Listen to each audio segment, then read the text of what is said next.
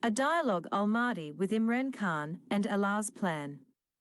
Assalamu alaikum warahmatullahi wabarakatuhu. Al-Mahdi saw this dream on January 30th, 2020. In this dream, I was inside a house in which many other people were also present. While looking around, my gaze lands upon a man who I didn't recognize at first. But then I realize that I have seen this man before. This man is seated on a chair against the wall. Upon careful inspection, I recognize that this man is Imran Khan, and he seemed to be busy with his work.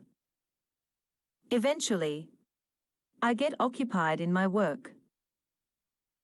A few moments after, I recall that I have tried my best to reach Imran Khan and share my important dreams.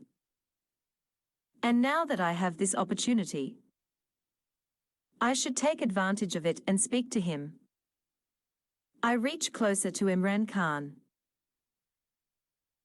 and I tell him that I have seen many dreams regarding you, and I have also tried very hard to get the message of these dreams to you, but I was not successful. Now that I have this opportunity, I would like to share a dream with you. And I want you to ponder about this dream, and when you have time, come and meet me, so that I can discuss the dreams in greater detail. As my dreams are coming true just as I have seen them. I narrate that on July 25, 2018, a night before the elections, I saw in a dream that you are elected as Pakistan's Prime Minister.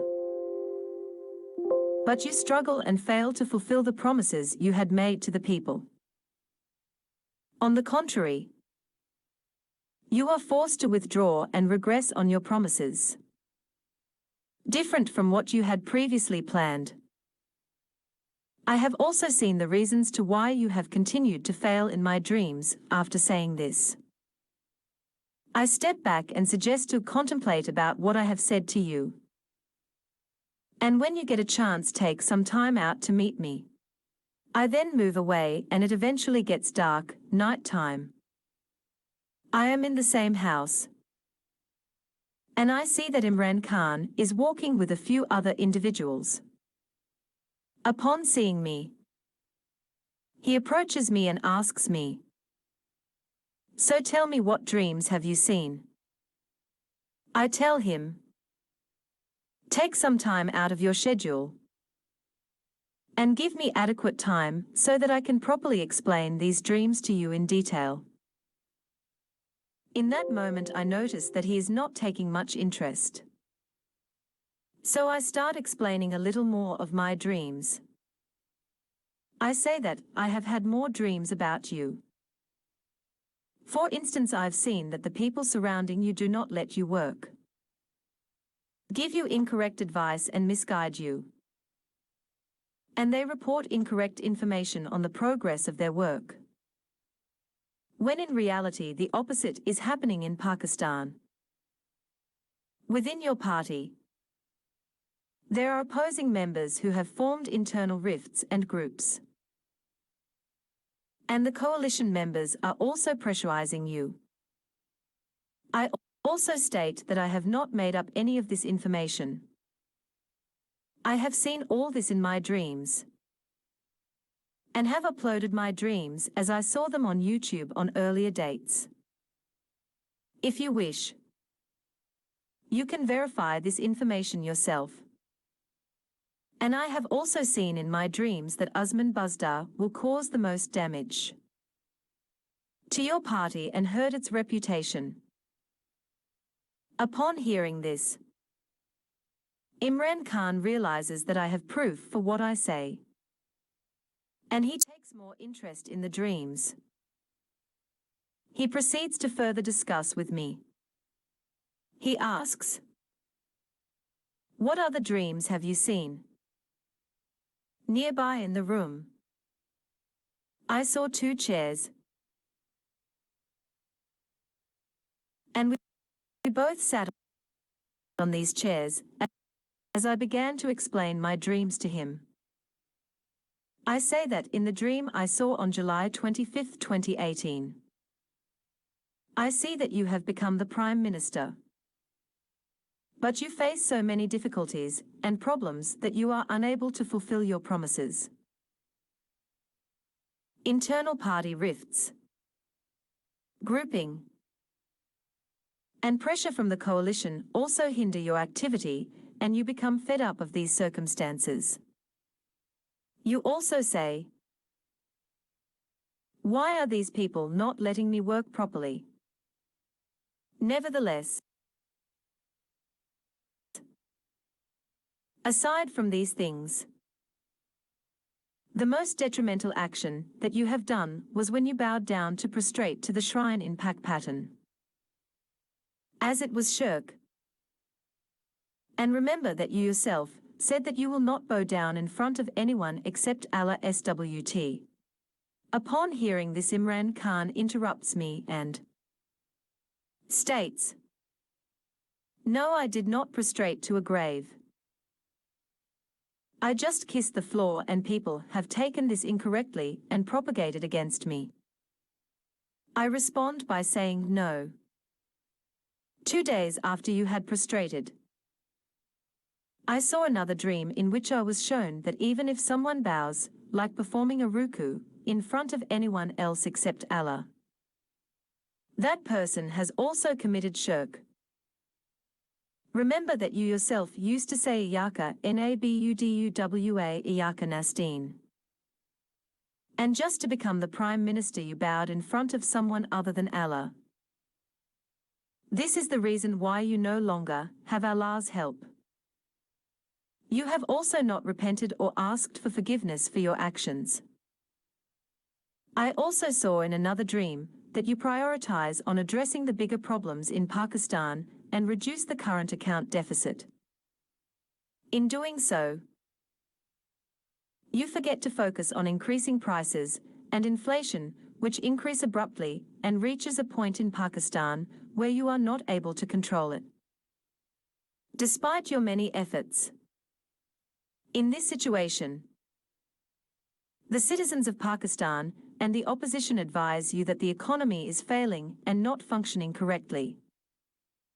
But you ignore them and only trust the people you are surrounded by. I have also uploaded this dream on YouTube at an earlier date. With regards to Usman Buzdar, I saw this dream in 2014. That you and your party members are traveling on a truck. The driver of this truck is not experienced and has not driven a truck before. I warn you that this driver is not suitable for this job. And your truck vehicle is important. The person will crash your truck somewhere. To which you dismiss my warning, saying, "No, this driver is good.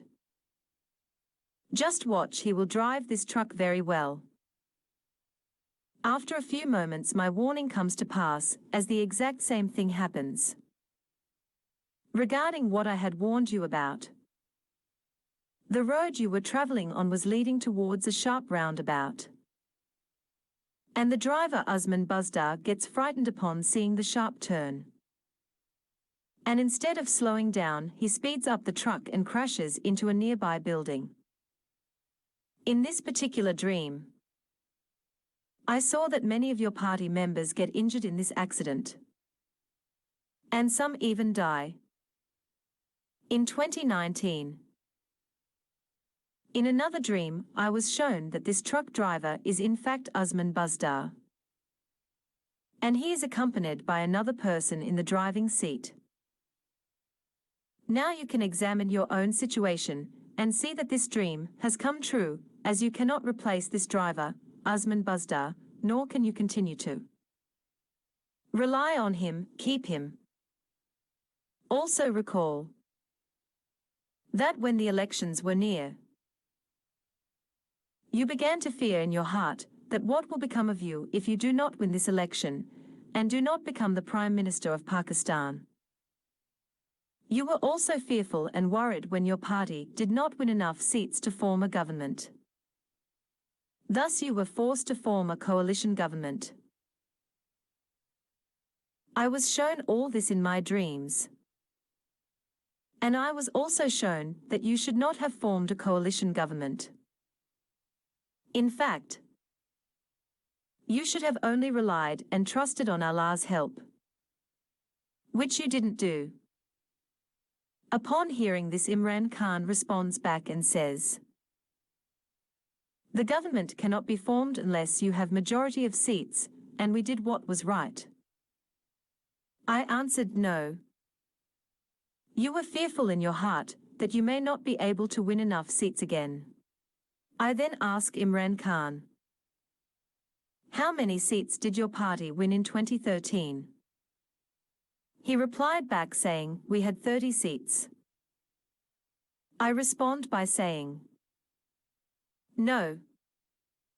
They were slightly more than 30. To which he responds by saying, "Yes. It is possible. I cannot recall well."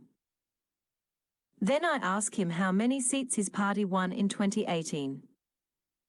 He replied, "Around 115 seats." I explained to Imran Khan that Allah helped you in increasing your party's seats by 4 folds. Despite you committing shirk at the shrine, you should not have formed a coalition government. Instead, you should have held back, just like you used to say that you will form a government only if you get the majority of seats. Otherwise, you won't. With regards to forming a coalition government, you did not rely or trust in Allah's plan, and you continued to face further difficulties and challenges. During all this period, Allah's help was not with you, and you also did not pay attention to the shirk you had committed. While our conversation was happening, I observed that someone else had come and sat next to Imran Khan, but I was unable to see who this person is due to the dim lighting. But I note that Imran Khan is very focused and is listening to me with great attention. Then I tell Imran Khan that if you had trusted Allah and had not formed a government as you had said, then the opposition would have set up a coalition government.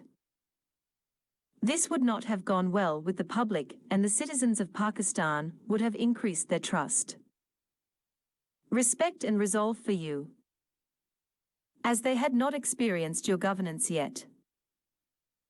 Then the true face of the opposition and their failures would have come to light in front of the public.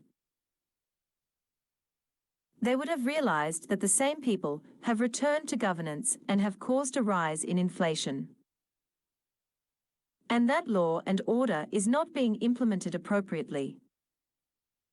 This would have given you the opportunity to recall the election, resign from the assembly, and reset the government with an increased support from the people and their added trust. Maybe at re-election you would not get the simple majority, but you would get 2/3 majority. Nonetheless, you did not trust in Allah, and your iman and faith weakened. Resultantly, you compromised and formed a coalition government. Now, instead of the opposition being critiqued, your governance is critiqued. You should see what common Pakistani today has to say about your government's failures. What have you achieved? What respect will you have if you lose your government today? Or if Chief Minister of Punjab is changed? Or if something else happens?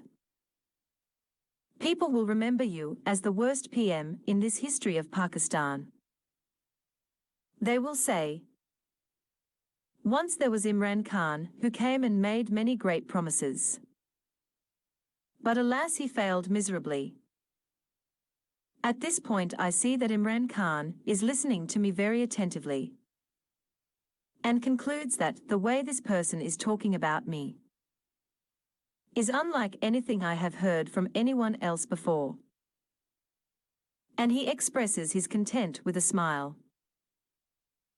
Then I tell Imran Khan that I have made many attempts to find a way to reach you and share these dreams. I shared my dreams with everyone else, and even gave a message to those closer to you and your ministers, but everyone turned me down. Only if any of those people had shared this message with you, you would not have been in the difficulties you face today. And even now you have an opportunity to fix all this. Imran Khan then asks me, how can all this be fixed? I respond and say, first and foremost, you should provide subsidies to the people of Pakistan. Reduce prices on basic food items. Reduce taxes. Reduce price of fuel and electricity, and give support with funds to the most impoverished. If you continue doing this for 3 to 4 months, you will see that people's opinion will change about you. People will be relieved with low prices on basic items, reduced taxes, and improving conditions of their business and earnings. After April 3rd months, you should break the government assembly. People of Pakistan will trust you more, and once elections are held again, it is likely that more people will vote for you, and you can possibly form the government again with majority. Once you have a majority government, there is no chance for anyone to stand against you, like in current government. How Pervez Kadak pressurizes you that he will depart with his group. If you had 2/3 majority or more, no one would be dare threaten your authority. Upon hearing this all, I see relief in the eyes of Imran Khan, and he regrets that he did not hear these suggestions before. However, after hearing my suggestion about lowering the prices for 3 to 4 months, Imran Khan interjects stating that the IMF will not allow me to reduce prices and taxes for 3 to 4 months. I respond by saying, don't be afraid.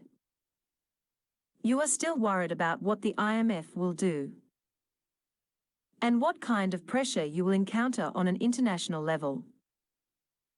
You should repent and ask forgiveness for the shirk you have committed, and trust only in Allah SWT. The IMF can't do anything. At most, IMF will stop giving you further loan funds. What else can they do? But if you do not trust in Allah's plan, you will not be successful. Imran Khan pays great attention to what I have to say, and he expresses relief in hearing the resolution. But he also regrets that he had not heard about my dreams earlier. And the dream ends here. Walaikum assalam wa rahmatullahi wa barakatuhu.